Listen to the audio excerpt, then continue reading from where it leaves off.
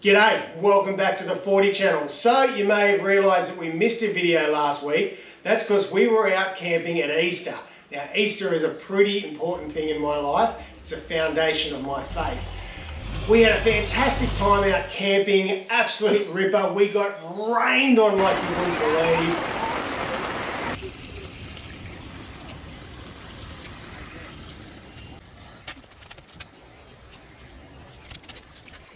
Yeah, it got wet.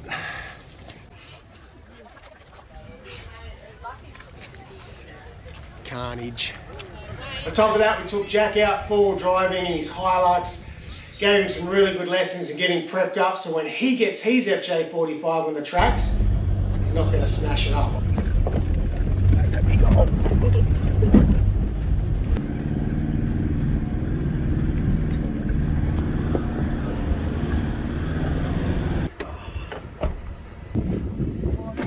Bit of four-wheel drive chain and training for Jack. Good job, mate.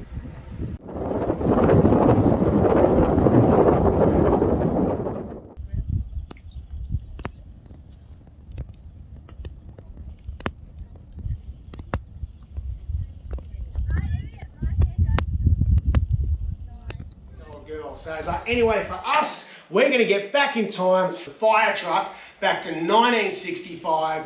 I think it's time to give this thing some love and get this thing fired back up. Not today, but we're going to do everything we can to get this super close to firing this motor up that has been sitting dormant for nearly 2 years. Let's get into it.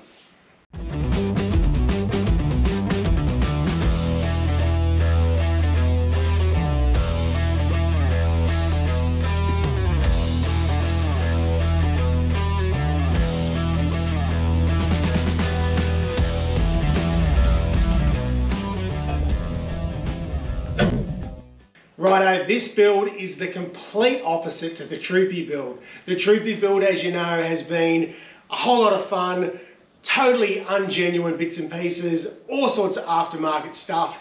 This one is the opposite. We're doing absolutely everything we can to try to get genuine Toyota parts or high quality parts, just to make sure that this thing is going to be absolutely premium, as if it was rolling off the floor in 1965. Well, mechanically anyway. We'll leave the body for another discussion later. But some exciting stuff happened. I ordered a whole lot of stuff online and some disappointing stuff. So you might have seen I did a quick little Instagram. It was my first ever live. So I bought some stuff for the fire truck and I bought some stuff for the LX, which will also be a premium build eventually. All genuine parts. But this was the genuine front badge for the LX, or going to be for the LX, and it turned up broken. But the stuff that we did get is pretty cool and exciting. So we've got the reverse switch for the gearbox. Now this was really tricky to find. Like everything for 1965, it seems to be tricky to find because this one is very different to anything after 1967 and obviously different to 1980s as well. So 1965 genuine reverse switch. Let's chuck that on. Righto, so there is our part number if you're looking at something before 1967 for your reverse light switch. Some of the models didn't even have reverse light switches early on, so let's pop that out. I'm just going to bend those wires back very carefully and start screwing that back in. Nip it up with our trusty Toyota multi-spanner. Let's call it a shifter here in Aussie land. There we go. Actually what we'll do, jam it up into reverse. Easy check, we'll just put the multimeter on it. Beautiful. Take it out of reverse. Check again. We're gold. There's not much wiring electrics on this old girl, but that is our first piece to the puzzle. It's pretty cool. We're going to chuck our senders and those type of things on the motor and there's not really much else left. Right, our temperature sender. If you're looking for it, the Triton TETS005 will do the trick. That's the exact one we need for this model. There might be other brands, but in Australia, that's what we get. Brand new, genuine Toyota battery tray, plus the Toyota top, so let's chuck those bits and pieces on. Righto, so normally under this battery tray you would have had these sort of dampener things, which is just like a bit of a Hessian, or this is genuine Toyota.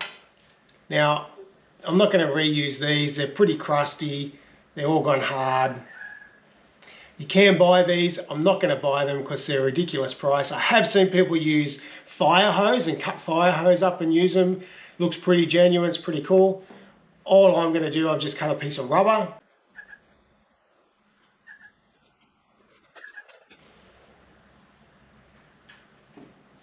Actually, I don't like that flap. I'm going to go cut that shorter.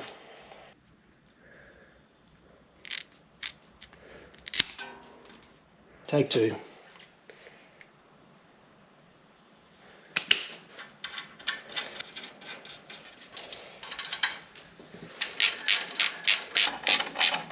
Right, the battery clamp number, that's the same for all of them right up until 1984. I'll just sit that on there for now. This is the 1950s to the 1967 clutch boot. Finally found it after buying 3 different types for all the different model 40 series there are. But again, this one was very tricky to get. So most of this stuff has come from the motherland of the 40 series, all the way from Japan. I just could not find it here in Australia, or the pricing was a little bit dearer. It was actually cheaper for me to buy some of this stuff in Japan, believe it or not. Anyway, let's keep fitting all this stuff up. I did buy other bits and pieces. That is going to be for the LX, but we won't go into that right now. We're going to focus on this side. Right, so here's our clutch fork. Here's our clutch boot. There's our part number. I'm going to show you all the part numbers that we need for this thing. Hopefully help you guys out, because we're such a drama finding it all. Look at that, it's got... Might give that a bit of a wipe over. Alright, with some R1. This way it's not going to damage the rubber.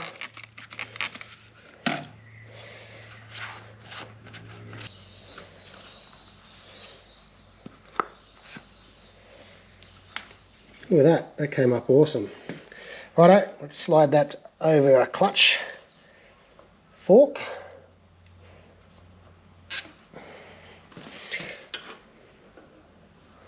Got a cover over the top of that.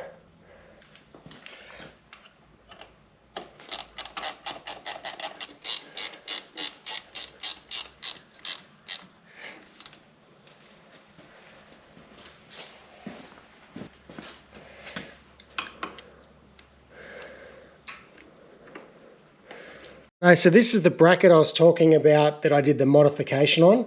So I've just swapped it over from one side to the other. 2 bolt here, the 2 bolt holes right on the engine mount. Made sense to put it on this side, being an Aussie vehicle. Righto, our genuine Toyota fuel filter. I think this looks so cool with the glass bowl.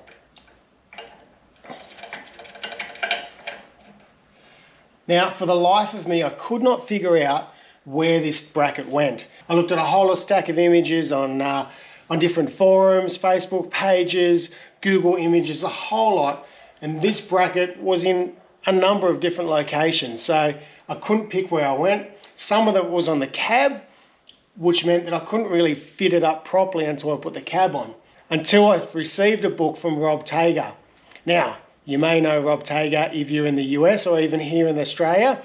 Now, Rob's just recently done a whole stack of work to his FJ45. It looks absolutely incredible, and he ran it in the Mint 400 desert race in Las Vegas. What a champion. But anyway, I'll show you what I'm talking about. So Rob sent me this.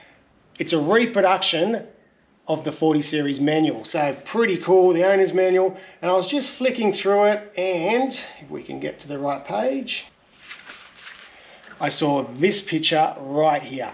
That picture, to me, looks like that's where it goes. So right in front of the starter motor.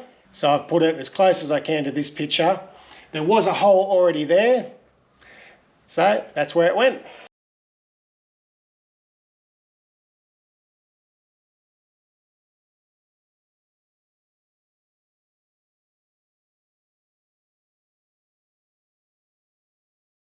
Righto, I'm a bit excited about this because I've been trying to chase one of these down for such a long time, you wouldn't believe it.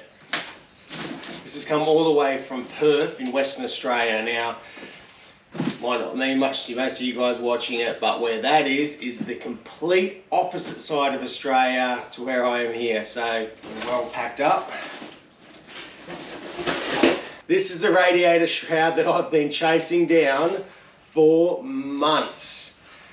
Now, it ended up being very tricky to find one because 1965, the 135F motor, it actually seemed to have a couple different radiator shrouds because this is the first radiator shroud I bought for the fire truck. Now, this is off a 135 motor, but it's wrong, it's incorrect. Why is it incorrect? The metal fan just hits in some locations on it. Somewhere along the line, something gets changed with the radiator shroud for it not to work from 1965 to 1967. So 2 years difference, the fan might be different, the motor might be just in a little bit different position. I don't know. But anyway, I bought this one, cleaned it all up, did a couple of quick repairs on it, painted it all up beautiful glass black with the Chem Tool stuff, made it look amazing. Yeah, the steel on this is a lot thicker than that radiator shroud, and certainly the newer models anyway. So this is a nice good solid one. Small little hole down the bottom here where it rusted out. We can just cut that out, weld in a new little piece, and it'll be good as new. We'll give it some gloss galvanizing paint, and this thing will look Mickey Mouse. We'll fit it on the fire truck, we'll throw the radiator in. Alright, so we've got our radiator shroud on. Now you saw that the differences between that. Brand new radiator. Now I scored this radiator. This is an ADRAD radiator, so it's copper cord. It's as if it was straight from the original Toyota. We weren't going to go alloy for this one, even though I've had no issues with the alloys whatsoever. But just to keep that more genuine feel when you pop the bonnet looking at this fire truck. Righto, that's it for this video. Very short, very sweet, very quick, but what it hopefully has done is helped any of you guys that is working on a pre-1967 model 40 series Land Cruiser in some of those hard to get parts. So giving you the part numbers and just showing you some little tips around that as well. So that's it. So we're getting very close to being able to fire this girl up. I tell you what, I am getting very nervous and scared because it has not been fired up for, I don't know, possibly 40 odd years from what we've learnt. And as you saw, this motor has been a total rebuild and was seized like crazy. Let's continue on with the build. Until next time, take care of yourselves.